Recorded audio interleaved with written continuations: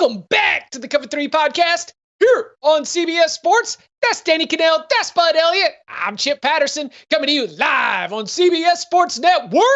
Fired up to get you set for the week ahead in the Big Ten, where we will, among other things, go inside the matchup for the massive Indiana-Ohio State showdown.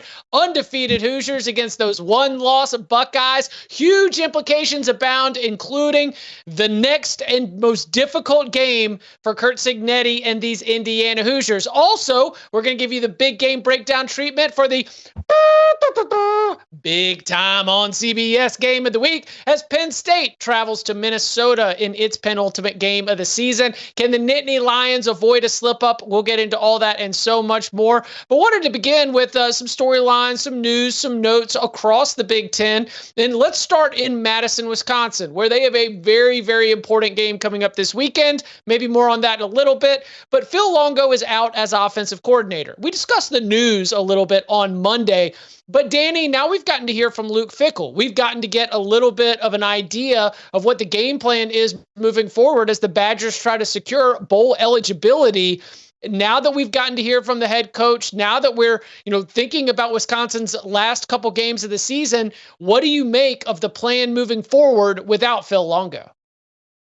Why does it matter, Chip?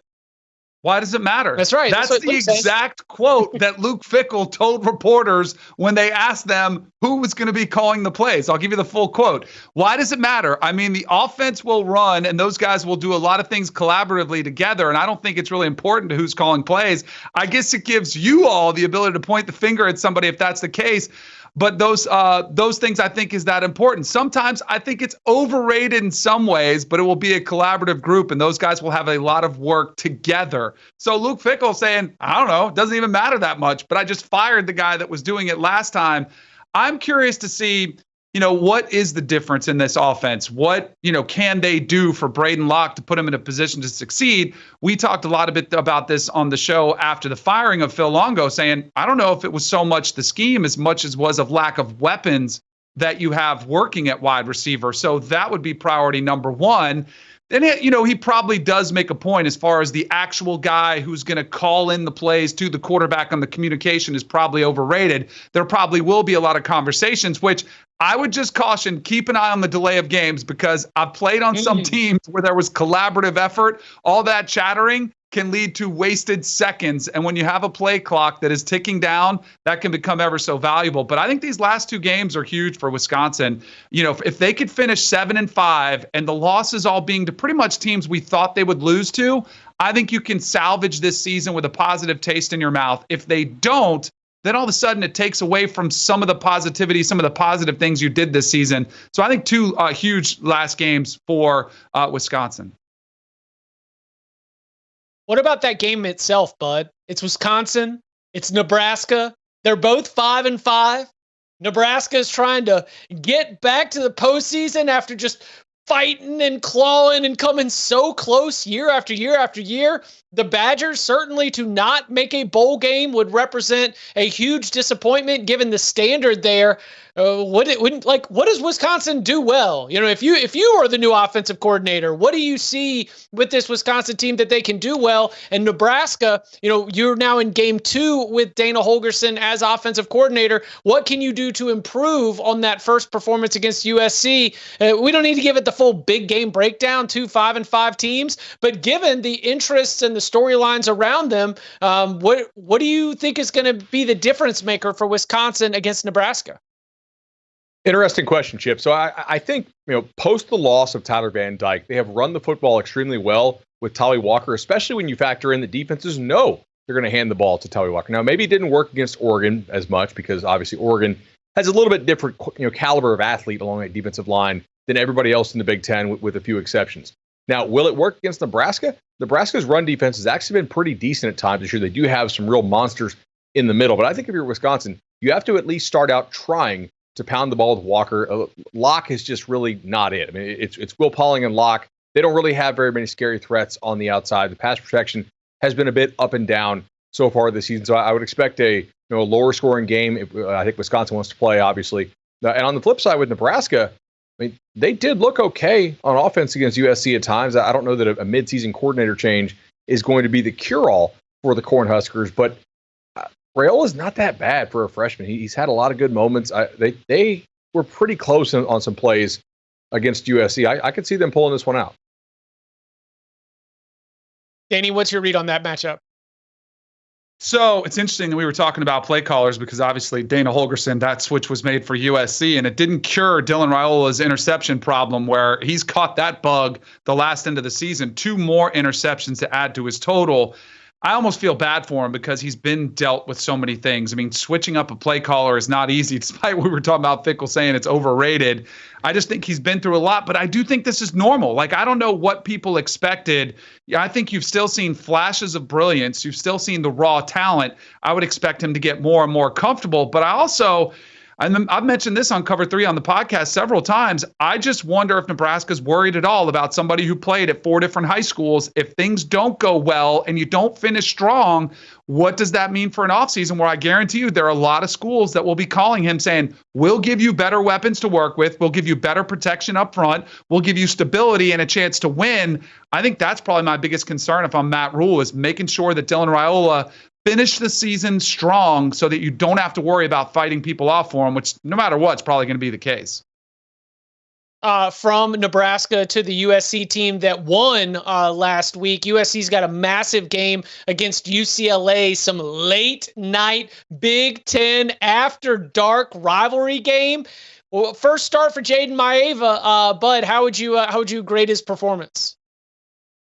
I thought he played pretty well overall. Nebraska does run a pretty complicated defense under Tony White, their defensive coordinator. He got rid of the ball on time, I think, enough, and that's what you wanted to see from him. Obviously, he's a guy who does have the ability to improvise a pretty good bit. But Maeva, getting rid of the ball on time, like out of his hand in rhythm, that's something Miller Moss did early on in the season pretty well. And I thought he did a nice job with that against Nebraska. And, of course, there is the improvising as well that he can do. But ultimately, like, running the offense as it's supposed to be run, to me, was a major plus. No doubt. I mean, I think that's why the switch was made. A couple reasons. One, you want to see if he's potentially the guy for next year. Because Miller Moss, I feel like you know exactly what you've got. I think they've kind of seen that, realized that. Maybe they want some more upside. But more importantly, behind an offensive line that has been struggling somewhat, you got somebody who can move around a little bit more, showcases more mobility, and he's a really good passer. Like, I think he's got stronger upside as far as the arm talent goes. So I thought it was a pretty solid first, debut for Jaden Maeva for the Trojans. And one last quarterback note here. The Iowa offense, we retired the drive to 325, right? It was a good bit. We had it rolling. We had great graphic support there. We always appreciate that.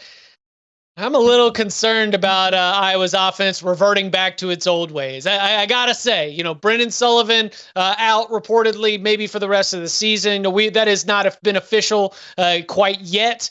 But Cade McNamara takes back over as the team's new starter. Bud, what can Iowa do to be able to continue to build on what had been just sort of a really strong offensive performance through the middle parts of this season? Is it really that bad if you got to play McNamara, if you do go back to what you had going last year? Like, this offense this year was slightly better. It also had a bit of an easier schedule early on in the season. It really didn't take off, I think, until they went to Sullivan. It wasn't horrible anymore, but part of that, too, was some of the injuries they had last year, if you want to use last year as the comparison point. I mean, we see on the screen here, McNamara, 1,000 yards, 6-5 touchdown interception ratio. I think you just need to minimize how many times he throws the ball. Like, to me, McNamara is not somebody who should be starting for an upper half Big Ten team. And yet here we are, obviously, because of Sullivan's injury. So try to pound the rock, throw some play action, safe stuff, and see if you can get out with the win with great defense. Yeah, I think it's probably more of the formula you've seen work over the past 15, 20 years with Kirk Ferentz, which is probably minimize the quarterback's exposure as much as you can, play great defense, run your incredible running back, and throw it to the tight end, right? It's not exactly rocket science when you're talking about the Iowa Hawkeyes. But I'll be curious to see if Cade McNamara, after watching somebody else go through it, have some success, win some games, if you stop trying to do too much, which is clearly the tendency to do when you start turning the ball over as much as he has. Don't turn the ball over. It's okay to take a sack, and you can keep, live to play another day as long as you don't make that critical mistake. So I would expect him to play pretty clean. I would also expect them not to throw the ball probably as much, even as they did with Sullivan. Iowa 6-4 on the season right now. They are at Maryland this Saturday, and then their regular season finale will be on Friday after Thanksgiving against Nebraska. Well, coming up on the other side, it's time to go inside that top 5 matchup. Ohio State playing host to undefeated Indiana. What are the keys to the game, the X factors, and so much more? Next.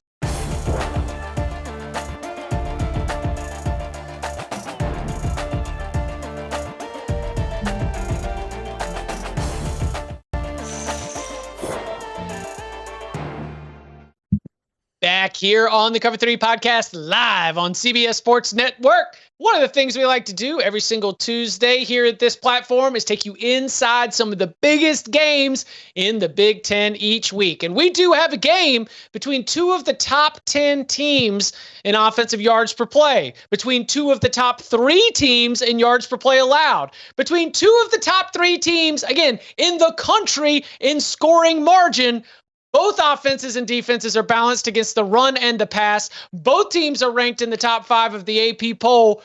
Good gravy. I did not think we'd be talking about Indiana and Ohio State like this, but here we are. It is a celebration of everything that Indiana has done to get here. It is an acknowledgement that Ohio State, as a one-loss team, and that one loss coming by 1 point to the number 1 team in the country, has done almost everything we could have expected of the Buckeyes. So let's get into the nitty-gritty of it. Danny, when we start to peel this apart, what are some of your burning questions, your matchup points where you think the game will be decided? I think the one most obvious point is, how does Indiana stack up physically versus Ohio State? Going back and look at some of their, marquee players. Mikhail Kamara, somebody we've raved about here, leads the Big Ten in sacks and tackles for losses. He's listed at 6'1", 265. Like, that's good size, but that's not 6'4", 275. It's a little bit on the smaller side. The middle linebacker, Jalen Walker, 6'1", 218. How do they stack up against this rushing attack for Ohio State with those bigger backs coming at you? That, to me, is probably primarily the one thing that I want to see, is how does Indiana's defensive front stack up against Ohio State's run game? I know their offensive line has been banged up and they've retooled it and they've moved it around, but how do they stop Travion Henderson, Quinshon Judkins, and Will Howard? That, to me, will determine the success of the game. Can they get off the field versus that, those physical guys that will have an advantage size-wise over this Indiana defense? Danny, I'm right there with you. I'm going to go to the other side of the ball, though. I'm curious to see, how well does Indiana cover Ohio State? If you think about who Indiana has played so far, FIU, Western Illinois, UCLA, Charlotte, Maryland, which actually did have success throwing the ball on them despite it was rainy and really, really windy that day. And ultimately, Indiana prevailed because they got after the quarterback pretty well with their defensive line. But Maryland had a lot of guys open against Indiana, if you guys go back and watch that ball game. Northwestern, Nebraska, Washington, Michigan State, and Michigan. So suffice to say, they have not really faced a murderer's row of passing attacks so far. And Ohio State has real dudes, right? Egbuka, obviously Jeremiah, and then in recent weeks, we've seen the emergence more of Tate and Brandon Ennis as sort of those third and fourth weapons for the Buckeyes. So I am very curious if Indiana can hold up in coverage. Is there, because there's so many toys that Ohio State has, and because Chip Kelly is, renowned offensive mind, and Ryan Day, certainly with his own impressive track record, guiding an offense, I sometimes think, watching Ohio State, that I wish the race car did more cool tricks. I wish that they could go faster, do more things, that on paper, a guy playing Madden would not run the offense in the way they run it. But is that hubris? Is that protecting yourself against mistakes? Because there's a path that I could see here where Ohio State doesn't utilize all those wide receivers. They want to come out, they want to establish the run, they hope to wear you down, avoid the mistakes. And how do you see Ohio State approaching it from their coach's room, trying to put together the game plan to beat Indiana? Because I don't know if we've seen Will Howard come out and chuck the ball all over the yard the way that CJ Stroud would if he necessarily had this same set of wide receivers to be able to play with. So what's the mentality there in terms of how aggressive Ohio State could or should be in this spot?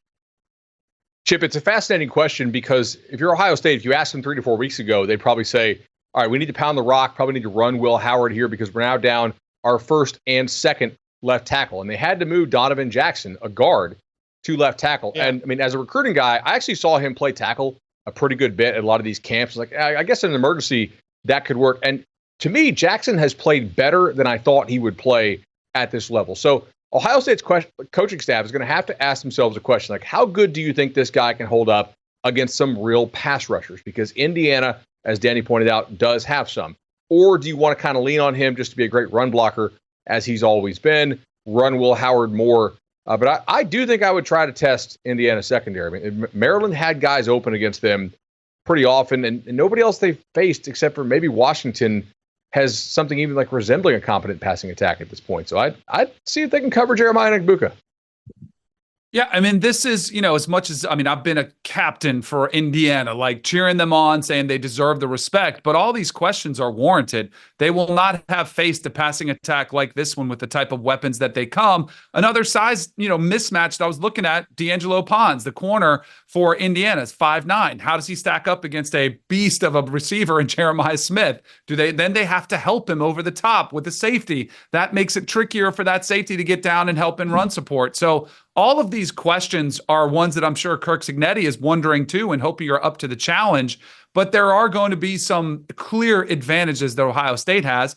But if you're Ohio State, you've had these all season long against some teams. Even against Nebraska, you had a lot of them, didn't play your best, and all of a sudden you're trailing in the second half, looking up the scoreboard and needing a big Will Howard throw to come back. So I think this will be a good test for both of these teams, and clearly Ohio State has a lot of advantages, but this will be by far the best, most talented team that Indiana has faced. I will say this. We said that several times throughout this season, like Indiana's had to face adversity, whether it was being without their starter, Curtis Rourke, whether it was against Nebraska, whether it was on the road against Michigan State. They have passed every test so far, even Michigan. Now, that one I would say they didn't pass with an A+. It was probably a C, but they passed the test and won the game when they needed to, when it was crunch time. They were able to get out with a win. Okay, so let's go right back to Curtis Rourke, because if you're going to look at who has the experience, who's got the juice, somebody who you think would be able to handle this hostile environment and not crumble against a terrific defense loaded up with future NFL draft picks, Danny, what's the outlook for Curtis Rourke? What gives you confidence, if you're an Indiana fan, that he's ready to lead you potentially to one of the biggest wins in program history? So I had a text ready for the Cover 3 group chat during the Michigan game about Curtis Rourke, because I was watching him, and you guys know, if you listen to the show, I always talk about the eyes. Like, how does a quarterback's eyes look? And for the first time this season, I thought he looked a little bit shaken, and I was about to hit send, and then he stepped up and made like a big third down conversion. Like, so he's been there and he's done it. I'll say if you're an Indiana fan, you probably have one of the more underrated receiving cores in the country. That's one thing that jumps out to me with guys like Elijah Surratt, who did drop a couple against Michigan very uncharacteristically. Omar Cooper, Miles Price, they've got some weapons and they like to stretch the field vertically, which we've talked a lot about Ohio State. That's been their vulnerability on the outside, is some of these big plays down the field. And Curtis Rourke, as good as he's been, just overall completion percentage-wise, he's completing 51% of his passes that travel 20 yards or more down the field. So the big play capability is there. That's where, if this comes a game where you got to go toe-to-toe and your defense can't get off the field, I think he'll get rid of the ball quickly. I think they'll try to protect him with moving him a little bit outside the pocket. And if he can do that, he's got weapons to exploit. So I would expect them to spread the field, try to push the ball vertically down the field, take some shots against Ohio State. Because I don't envision a scenario, as good as their run game has been, I do think it'll be challenging for them to just line up with Justice Ellison and Tyson Lawton and just, run the ball, up and down the field against Ohio State's defense. I think they'll need a big game from Curtis Rourke. One thing that I'm looking for with that Ohio State defense is whether you come out and you try to just squeeze the life out of Indiana. If you are going to come out here and be able to apply pressure, create third and long scenarios, get stops on third and long, get that crowd in the horseshoe rocking and rolling. I know those Ohio State fans, I hear y'all out there. You wish that you were able to have one of these games under the lights, deep into the night.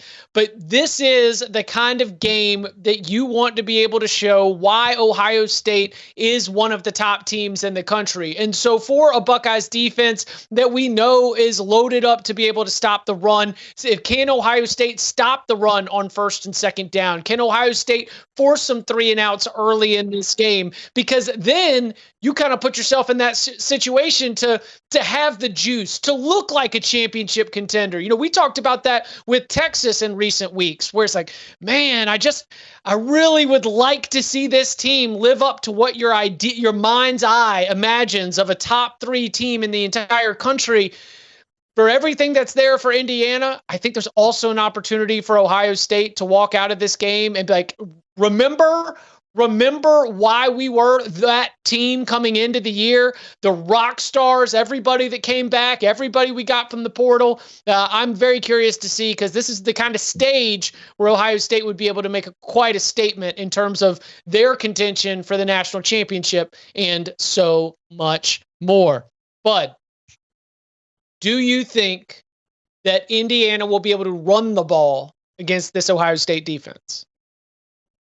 Not a lot, no. I do think they're going to be able to pass the ball. I like their chance against Ohio State a lot more than I like some of these teams that try to play bully ball against Ohio State, and that's just probably not going to work because Ohio State gets bigger, faster, stronger guys than you do. But I think the timing aspect of what they do with Rourke and Cooper and Surratt and all those dudes, I think that's something that's on them. They own that, right? And so I think you're going to be able to do that some against Ohio State. Now, if they're able to do that a lot, then I think you open up the aspect of the run game, which has been pretty good for them. But I don't know. This is a fairly big step up in class for them to be able to push Ohio State around with the run game. All right, best bets are going to be coming on Thursday, obviously, with our locked show.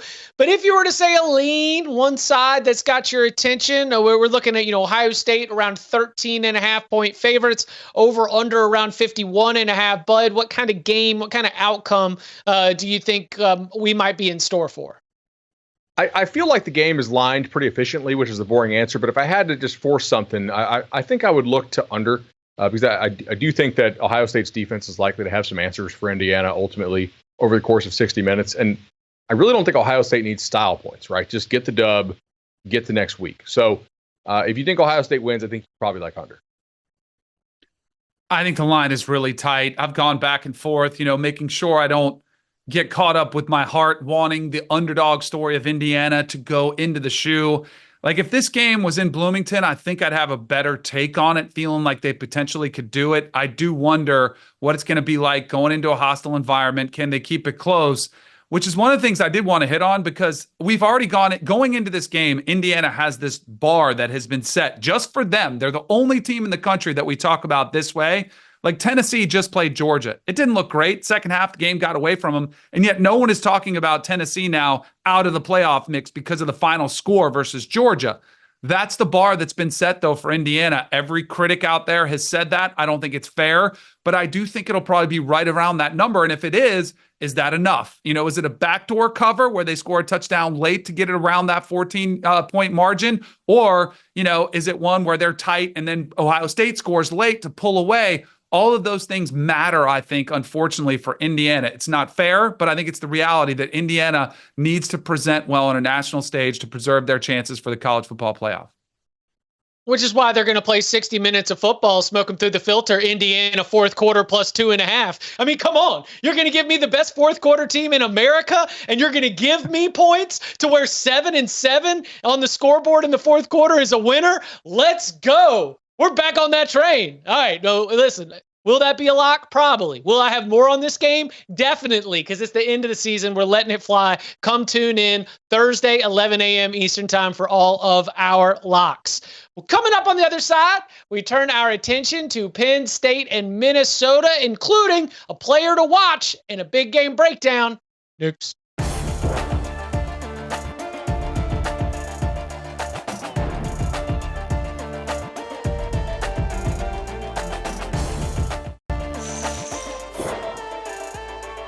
Back here on the Cover 3 podcast, live on CBS Sports Network. And now it's time for the player to watch, brought to you by Microsoft Copilot Plus PCs, powered by Snapdragon. In this segment, we'll identify a player that exemplifies the speed, intelligence, or battery found in every Copilot Plus PC. And our attention is on the big-time game on CBS. It is Penn State on the road against Minnesota. And our player to watch is Penn State quarterback Drew Aller. Danny, when you're looking at Drew, the season as a whole, and really what's gotten him to this point, what's impressed you about Aller as we look at him heading into this matchup? I think just managing the big moments, I mean, I think obviously he would have liked to play better against Ohio State, but I think he's been a work in progress. You're throwing a whole new system where they've thrown some new concepts at him, and he's been pretty good distributing the football. He had the one game where he had 3 interceptions. Otherwise, his stats are very similar to what they were last season as far as touchdown to interception ratio, but he's been more accurate. He's been taking care of the football a little bit more. Here would be my advice to Drew Aller. You want to throw it to Tyler Warren. You want to hand it to Tyler Warren. And at times you want to get out of the way so they can snap it to Tyler Warren. That's pretty much what your job has been. I was blown away at how many times Tyler Warren has actually led the Penn State Nittany Lions in rush yardage. He's been that special, but I joke around because I do think Drew Aller has improved this season. I would tell him too to use his legs. Don't be afraid. He has got that sort of Big Ben type of body, Josh Allen type of body, get those hidden yardage. He's a big bruising runner when he wants to be. So I'd say use your legs a little bit more if nothing is there. I think I would encourage patience to Drew this weekend. Minnesota is going to try to dare you to throw them the football. If you look at it, like if you kind of just wait them out, generally you can beat them. We know the style of football Minnesota is going to play. It's going to be a low possession game. And Penn State plays slow too, but they're a little more explosive, obviously, on offense than the Gophers are. But I think just don't force it, right? Andy Kotelnicki, the offensive coordinator, will probably scheme open a couple of wide open guys at times. You'll probably hit an explosive run. And just if you don't go into the game expecting to blow out Minnesota and you don't try to press too much, I think he should be fine. Just understand the type of game that Minnesota is going to force you to play due to the style that they want to play. And that was the Player to Watch segment brought to you by Microsoft Copilot Plus PCs. Whether you're multitasking like never before, working far from power outlets, or sketching your own ideas into existence, you can do it with the new Microsoft Copilot Plus PCs powered by Snapdragon. Battery life varies by device and usage and settings. Well, coming up on the other side, we're going to go inside that matchup. Penn State at Minnesota. The Gophers' keys to springing the upset. Penn State's keys to being able to get in and out of this tough road test, maintaining their standing in the college football playoff rankings. All that and more next.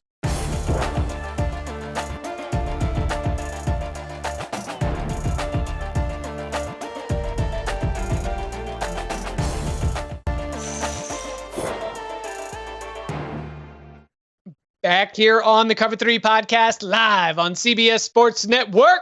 Well, the big time game on CBS this Saturday, 3:30 p.m. Eastern Time. We'll be looking at Minneapolis as Penn State goes on the road, trying to add another win against a team with a winning record to its college football playoff rankings profile, trying to avoid what could be a costly second loss. But don't look, I mean, that Minnesota team has caused some problems for some teams throughout the Big Ten this season. So if you are Penn State, Bud, what are you looking at as the places where you need to dominate? Where do you need to impose your will as one of the best teams in this conference? What are the opportunities for that against Minnesota? I think you got to be able to get the run game going. Teams have been able, like the better teams have been able to run the football this year on Minnesota, but like some of the lesser teams have not. Penn State thinks it's one of the upper teams as far as running the football. I generally agree with them. You might have to have Drew Aller loosen up the run game a little bit with some of the pass game stuff, but I think Penn State sticking with the run game here, eventually popping some explosives off that run game like they did against USC, is going to be critical for them. And I do think over the 60 minutes they should be able to wear Minnesota down. I agree. I'd love to see them get the backs going. I know they've been a little bit banged up, but once again, last week, the leading rusher was, again, Tyler Warren. And Tyler Warren has been awesome for them, but I don't think that's necessarily a recipe for success to have him be both your leading rusher and your leading receiver. Receiving's fine. We know he's a weapon as a tight end. And then it was Bo Pribula, who was the second leading rusher, comes in late, gets some rushing yardage. But I'd like to see them get Nick Singleton and Katron Allen going a little bit more, where you're a little bit more traditional run-based attack, and you sprinkle in Tyler Warren and some Wildcat, and you kind of use him a little bit more of a traditional tight end type of weapon. He's not traditional in any sense of the word, as he's been an unbelievable athlete, an unbelievable weapon. But I do feel like this is the type of game you want to oppose your will a little bit more with the run game. So I totally agree with Bud. And we were talking about Drew Aller before. It's something we didn't necessarily see against Purdue. Again, that game was pretty much in hand from the get-go, so it wasn't like you needed to see a lot. But the receivers, they're always a question mark. Like, let's see those receivers make some big plays, even if you don't get the explosive necessarily 100 or 150-yard wide, receiving day from the receivers. Let's see them make some big catches, some big plays, critical third downs, red zone catches for them so they can be a more complete team. I think that's the way we look at Penn State every time we talk about them and judge them. It's not based specifically in this game against Minnesota. It's what are you going to need to do to take that next step to become an elite team in college football so you maybe get a home playoff win or you advance another round. In order to do that, I'd like to see them round things up a little bit more well-rounded on the offensive side of the ball.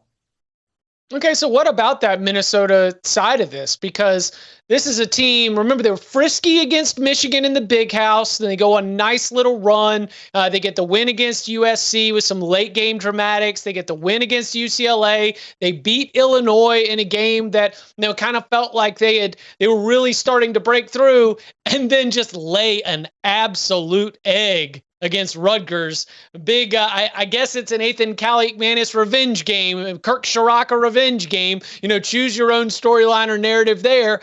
But they get an off week, right? They can just flush what happened in Piscataway and try to turn your attention to getting Penn State in your house in this game.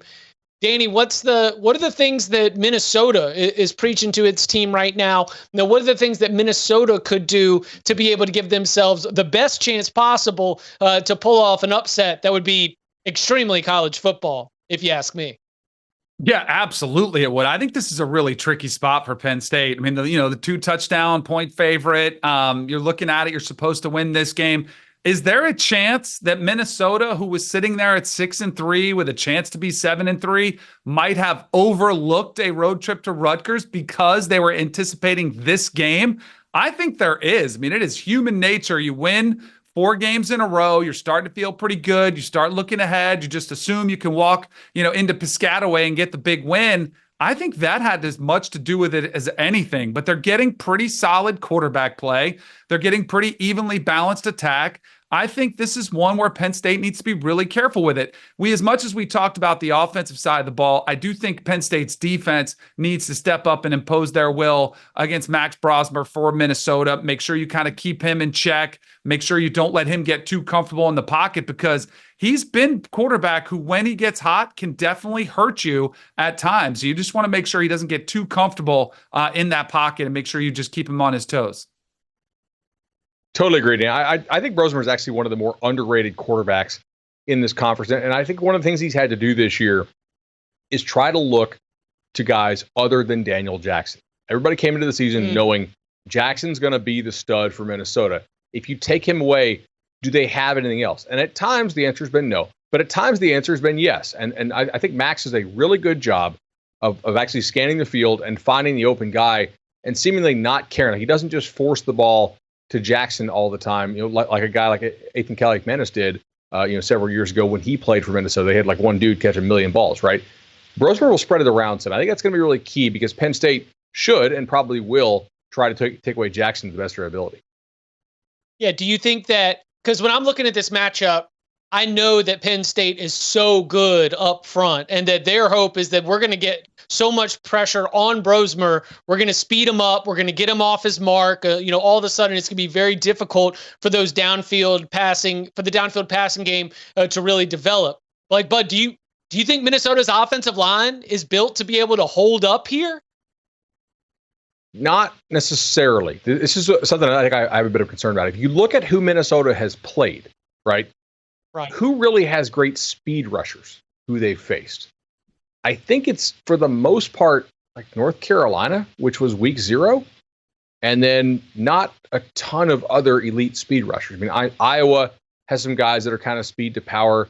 UCLA this year is better on the interior, not necessarily the edge rusher types. USC was really banged up when they played, if I recall. Maryland this year is a little bit down on the defensive line. Illinois got a couple guys, but they're not quite as good as maybe they have been in recent years. Rutgers was really banged up as well for that one. So the last time that we really saw elite pass rushers rip off the edge against this Minnesota team was that North Carolina victory there at Minnesota. So I don't know if they've answered. That was 10, 11, 12 weeks ago now. But how much quicker are these offensive tackles than they were then? Because North Carolina gave them problems. Yeah, I would probably add Michigan is probably more interior than speed rushers on the outside as well. So some similar blueprint right there. All right, Danny, let's you mentioned it earlier, right around 2 touchdowns, over under around 45.5. What kind of leans would you have for this game? Of course, with our locks coming on Thursday. There were 2 games last week that I feel are similar to this one. You had Oregon on the road at Wisconsin, and you had in the SEC, Texas on the road at Arkansas. Both of those games were tighter than everybody thought, and I would expect this one to be a similar game. I think it'll be tighter than people think. I kind of like Minnesota to keep it close. It's interesting how much pressure starts to ramp up. Everyone starts to pucker up a little bit tighter. People start to call games differently. Like, do you risk this game? Do you want to just play it safe? And you get a little bit more conservative calling plays or dialing up blitzes because you don't want to screw it up. And when you do that, that's when kind of funny things start to happen. So I think this is a tight spot for Penn State. I think they're the better team. I think they'll win, but I think it'll be one that they might be sweating in the second half and potentially the fourth quarter. Denny, I agree with you. I mean, this is a tighter spread than Ohio State, Indiana, right? Everybody's like, can Indiana pull the upset? Like, can Penn State avoid getting upset here? I do think Minnesota has a pretty good chance to keep it tight for a while, mainly because the style of football that they want to play, right? They're going to run the clock down to almost nothing. They're going to run the football a lot with Darius Taylor and just see if they can keep it close and win a coin flip in the end. It's going to be on Penn State to break it open if they can. So I kind of think, closer and lower scoring, probably. Yeah. What we always play the game, what's the number?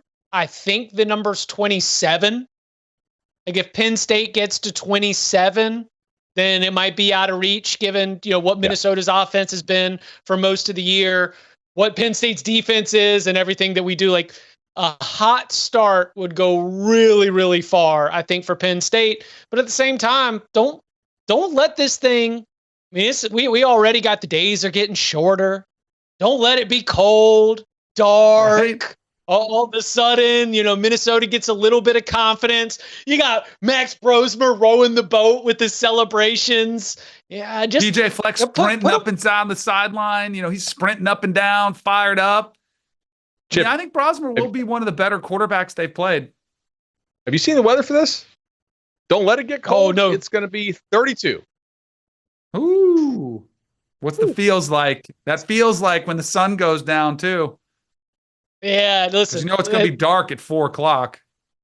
Right, exactly. I understand Penn State's very used to playing in cold weather environment, but when you're on the road, the blood pumps a little bit warmer when you are in your own home stadium. Fired up to watch this one because I agree, Bud. For everything that's being made of the game at noon, the can Penn State land this plane is incredibly intriguing once we get into that afternoon slate. Kickoff at 3:30 p.m. Eastern Time. You can watch it on CBS, America's Most Watched Network, the network of stars. You can stream it on Paramount Plus, a mountain of entertainment. It is Penn State at Minnesota. Well, coming up on the other side, we've got the college football playoff rankings release on Tuesday. Just some of our general thoughts on what we might be expecting or looking for there, plus our players to watch for Week 13. Next.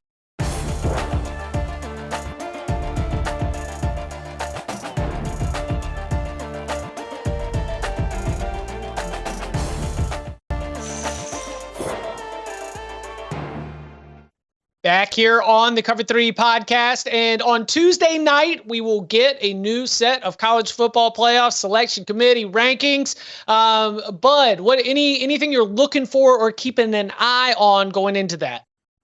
I think it's going to be important to see if the committee will drop Missouri out, right? How much SEC bias is the committee going to show? Like, it looked like they should be dropped out. Obviously, some of the polls treated them that way. The win was, kind of close for South Carolina, though, so maybe they have an excuse there. I think that's going to be really important because that Missouri team is propping up several other SEC teams. And if we kind of go down the stretch here and see if the SEC is going to get 5 or 4 in, that is going to be kind of one of the linchpins of that argument.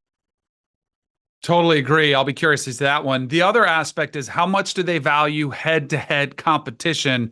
We saw the AP say, I don't care. We just saw Georgia lose to Ole Miss just a week ago. Look what Georgia did to Tennessee, and their schedule's better, so we can ignore that.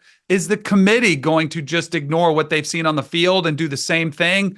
Those 2-loss SEC teams, how do they stack up will be interesting. And I'll be curious to see where SMU falls from the ACC. I thought they were one of the most disrespected teams out there. Can they make a significant jump with a win against Boston College? Probably not. But we'll see where Tennessee falls as well. That latest 2-loss team from the SEC after getting beat by the Bulldogs. Yeah, I just thought about this when you said that, but the Boise State of it all really comes down to that SMU, Miami, Boise, BYU. Like there's a string of teams that all occupy a similar tier. How does the committee see those teams? Because obviously it will be the committee's decision that ends up deciding which of those teams get slotted where, who ends up getting a bye if the Big 12 champion ends up being ranked behind the Mountain West champion. Lots to be able to look at. And one more, since we are talking about the Big 10 here, is Illinois going to be in there? Because you're going to be having a lot of room at the back half of the ranking. Oftentimes, we see it the self-perpetuating prophecy. The teams at the bottom justify the teams at the top. Illinois, potentially a quality win for the Penn State-Nittany Lions. Does Illinois jump up into one of those spots? If so, it'd be good news for Penn State. Well, every single week. Oh, and by the way, on youtube.com/cover3, we'll be giving you our instant reaction to the new set of college football playoff selection committee rankings. Tune in around 7:15, 7:30 p.m. Eastern time. When we get to 25, we'll go live. Okay. Always like to leave you with a player to watch in the Big Ten in the week ahead. Bud, who's your player to watch for week 13? I'm going to go with Brandon Ennis from Ohio State. I think there's some chance that Indiana tries to play like some real slack sag coverage and just keep everything underneath. Maybe see if they can take a spin on that wheel of red zone roulette, and maybe they can force Ohio State into some field goals. If so, working the underneath coverage is going to be really important. We actually saw Brandon Ennis do this really well against Penn State a couple weeks ago. So if I'm Indiana, I'd probably try to force them to go to somebody not named Egbuka or Jeremiah Smith. And if that is the case, then that guy they'll be going to is probably Brandon Ennis underneath. One of my favorite things to do as a quarterback was to find mismatches, size mismatches. I had a guy named Andre Cooper. He was about 6'3". He was the state of Florida Mr. Basketball, so he had some hops as well. And if I saw a shorter corner, I was licking my chops. D'Angelo Pons is the shorter corner for Indiana. He's only 5'9". He's had a really good season. But if Jeremiah Smith is on the outside, that 6'3" frame, you've got a clear advantage with that physicality. Whoo-wee! I'm going to take that every single time. We'll see if Will Howard does, and we'll see how D'Angelo Pons stacks up as well. I'm going to go to Michigan tight end Colston Loveland. Senior day in the big house, and Michigan needs this to be bowl eligible. I mean, it's Northwestern. Michigan's a favorite, but come on. You need your veterans to bring this home and get you to bowl eligibility. Colston Loveland seems like the best offensive option right there, so he is going to be my player to watch in the Big Ten. Well, if you liked what you saw, if you liked what you heard, the Cover 3 podcast brings you multi-platform excellence. We are live on youtube.com/cover3 every single Monday, Wednesday, Thursday at 11 a.m., Tuesday nights and Saturday nights as well with instant reactions. Scan that QR code on the screen and download wherever you get your podcasts.